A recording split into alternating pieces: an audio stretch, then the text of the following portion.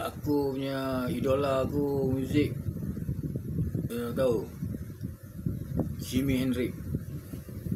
Dia tu sarjan tu. Jimi Hendrix tu yang main lagu rock tu zaman tu. Dia tu sarjan, veteran. Tapi dia tak habis lah. Dia airborne. Dia airborne ni Marine. Dia Marine lah, airborne. Para trooper. Jadi dia tak macam mana ni dia unfit lah, dia patah kaki.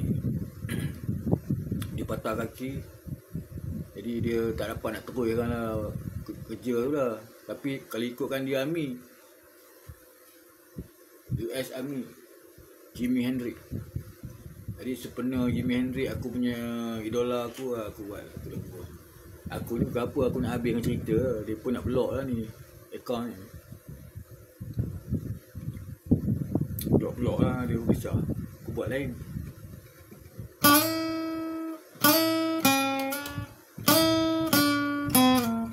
Macam mana, aku lama tak main. Yeah.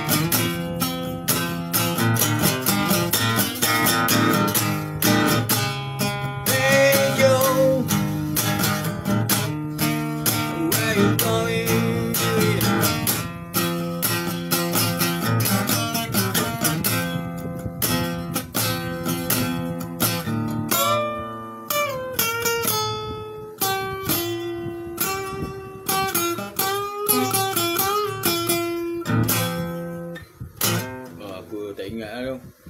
Lama tak main. Lebih kurang tu lah. Tapi aku minat tentang part ni lah.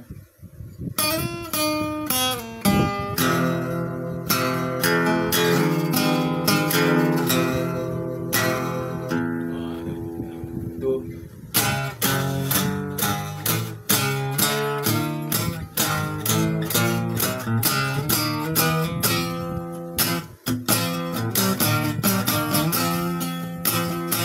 Solo ni kalau kita elektrik boleh, kita kapuk dia tak jadi.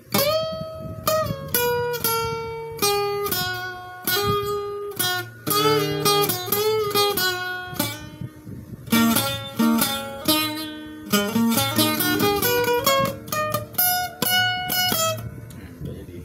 Pasal kalau kita elektrik, aku boleh curi-curi, bila tak sampai aku boleh tolak ni, tolak tak sampai. US Army, Purple Haze.